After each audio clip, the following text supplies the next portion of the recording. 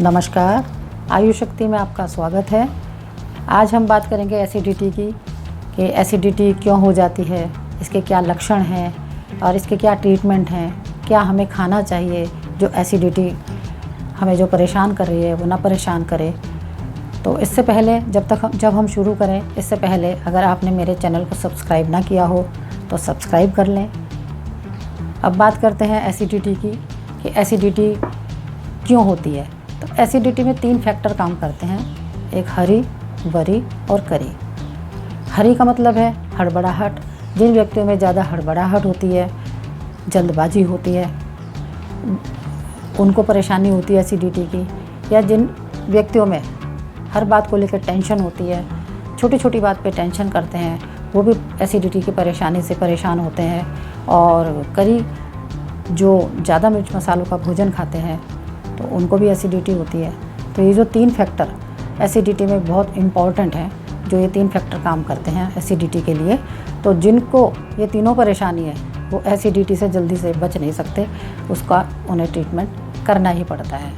तो एसिडिटी का जो मुख्य कारण है, तो मुख्य कारण तो मैंने आपको बता ही दिए 3, लेकिन उसमें भी जो एक और अहम कारण है वो कारण है हमारे भोजन में ज़्यादा मिर्च मसालों का खाना और ज़्यादा चटपटे खाने को खाना और भोजन का कोई समय ना होना, बेटाइम खाना खाना, भरपूर नींद ना लेना, बीड़ी सिगरेट का अधिक प्रयोग करना, बीड़ी सिगरेट अधिक पीना, शराब का अधिक सेवन करना, ये जितने भी कारण हैं ये सब एसिडिटी को बढ़ाते हैं। और एसिडिटी में एक और कारण है जो और अहम है, वो एक कारण ये है कि जब हम खाना खाते हैं तो एक तो खाना जल्दी जल्दी खाते हैं, खाने को जल्दी जल्दी में खाना कभी पचता नहीं है ठीक से, धीरे धीरे चबा चबा कर खाना खाना चाहिए। तो जल्दबाजी में खाना खाते हैं, जल्दबाजी में खाया हुआ खाना कभी ठीक से नहीं पचता। दूसरा कि जब हम भोजन करते हैं तो उस वक्त हमें ये ध्यान नहीं रहता कि हम भोजन में खा क्या रहे हैं, ये हमारे एसिडिटी के लिए फ़ायदा करेगा या नुकसान करेगा, है ना। और तीसरी बात यह है कि जब हम भोजन करते हैं वो तो हमने कर ही लिया, लेकिन उसके अलावा भी हम दिन भर कुछ ना कुछ खाते रहते हैं। तो जब हम दिन भर कुछ ना कुछ खाते रहते हैं तो उसको पचाने के लिए बार बार हाइड्रोक्लोरिक अम्ल निकल कर आता है, क्योंकि हाइड्रोक्लोरिक अम्ल ही हमारे भोजन को पचाता है। और जब हम बार बार कुछ खाते रहते हैं तो वो अम्ल को बार बार निकलना पड़ता है। हालांकि उसका एक टाइम होता है, उसका एक गैप होता है, अगर वो गैप से निकलता है तो वो ही ज़्यादा अच्छा होता है। तो जब बार बार वो अम्ल निकलता है तो जो पाचक रस हैं वो कमज़ोर पड़ जाते हैं, उसमें वो इतनी स्ट्रेंथ नहीं रहती कि जो हम खाएं उसको वो ठीक से पचा लें। तो इस तरह से हमारा लीवर कमज़ोर हो जाता है और जो कुछ हम खाते हैं वो हमारे आमाशय में ऐसे ही पड़ा रहता है और सड़ने लग जाता है। जब वो हमारा खाया पिया आमाशय में पड़ा हुआ सड़ने लगता है तो उससे टॉक्सिन्स पैदा होते हैं, और जब टॉक्सिन्स पैदा होते हैं तो उससे एक तरह से जहर पैदा होते हैं, और वो जहर जो है हमारे शरीर के लिए घातक होते हैं, और वहीं से वो एसिडिटी की प्रॉब्लम शुरू हो जाती है। और जब हम खाना खाते हैं तो खाना खा करके काफ़ी देर बाद तक भी हमें ऐसा नहीं लगता कि हमने खाना खाया है वो हजम हो रहा है। ऐसा लगता है कि ये खाना हमने अभी खाया था, और पेट भरा रहता है, पत्थर के जैसा भारी भारी सा रहता है। पेट में दर्द होता है, छाती में जलन होती है, गले में जलन होती है, उल्टी जैसी फीलिंग होती है। और जब कई बार एसिड बहुत ज़्यादा बढ़ जाता है तो वॉमिट के रूप में बाहर भी निकल जाता है। और जब वो वॉमिटिंग होती है, वो जो उल्टी होती है, वो इतनी खट्टी होती है कि दांतों का एनिमल भी उतर जाता है, वो इस कदर खट्टी होती है। तो जब एसिड इस कदर बढ़ जाता है तो उस वक्त व्यक्ति बहुत परेशान रहता है, उसे ठीक से नींद भी नहीं आती। तो इस एसिड को कम करने के लिए मैं आपको एक ऐसी चिकित्सा बताऊंगी जो तुरंत आपके एसिड को कम करेगा, और जो खाना पीना आपका नहीं पच रहा है उस खाना पीना भी पचने लग जाएगा, आपका डाइजेशन अच्छा हो जाएगा। तो मैं आपको बताती हूँ वो कौन कौन सी चिकित्सा है। अगर आप उन्हें रोज़ाना करेंगे तो एसिडिटी तो आपको रहेगी नहीं, इससे तो आप मुक्ति पा जाएंगे। सबसे पहले हमें 2 आंवले लेना है, उन 2 आंवलों का रस निकालना है, और रस निकालने के लिए आप या तो उसको मिक्सी में घुमा लें या फिर उसको कद्दूकस कर लें, उसमें पानी नहीं मिलाना। और फिर उसको कपड़े में रख के या छन्नी पे रख के ऐसे करके निचोड़ लें या छन्नी पे रख के दबा लें, और जब उसका रस निकल के आ जाए तो उसमें 2 चम्मच शहद मिला लें। और फिर उस रस को आपको ऐसे खाना है जैसे छोटे बच्चे जो है सॉस को चाटते हैं एक तरीके से, पर इस तरह से आपको सिर्फ 15-20 मिनट लगाना है चाटने के लिए। तो ज़रा ज़रा सा चम्मच में रख के आपको उसे खाना है। एक तो ये तरीका मैंने आपको बताया, और उसके बाद फिर जब इसको खा लें तो उस पर करीब 1 कप पानी हल्का सा गुनगुना, बिल्कुल हल्का गुनगुना उसके ऊपर पी लें। तो एक तरीका तो मैंने आपको ये बताया, अगर आप ये तरीका करते हैं तो बेस्ट तरीका है। उसके बाद जो दूसरा तरीका बताने जा रही हूँ वो भी बहुत अच्छा तरीका है। दोनों ही तरीके उम्दा हैं अगर आप करते हैं। तो दूसरा तरीका है, एक मौसमी ले लें, आजकल मौसमी खूब आ भी रही है। एक मौसमी ले लें और मौसमी का रस निकाल लें। हमें करीब चौथाई कप 50 ग्राम 60 ग्राम रस चाहिए, इतना रस निकाल लें और उसमें 2 चम्मच शहद मिला लें। जिस तरह से मैंने भी आंवले को खाना बताया था, इसी तरह से हमें मौसमी के रस को, उस थोड़े से रस को पीने के लिए कम से कम 15-20 मिनट का समय लगाना है।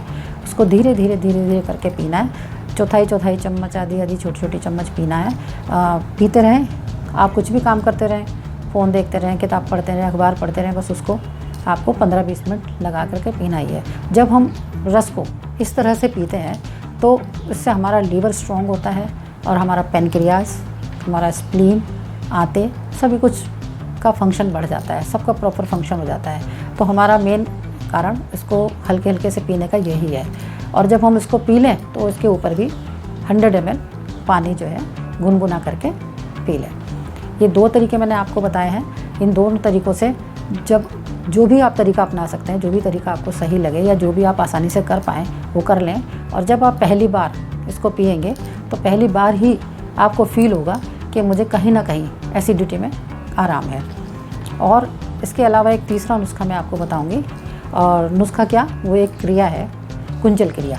तो कुंजल क्रिया करने से जो स्टमक में जितना भी एसिड इकट्ठा होता है वो सारा बाहर निकल जाता है। तो कुंजल क्रिया कैसे करनी है कि 1.5 लीटर पानी लेना है और उस 1.5 लीटर पानी में एक छोटी चम्मच सौंफ की, बड़ा मोटा वाला जो सौंफ होता है, मोटी सौंफ, उस सौंफ को आप पाउडर बना के रख लें और उसकी 1 चम्मच पाउडर उस उबलते पानी में डालें और 2-3 मिनट पानी को खौलने दें और उसके बाद पानी को रख दें। जब पानी गुनगुना रह जाए तब आप उस पानी को जल्दी से पिएं।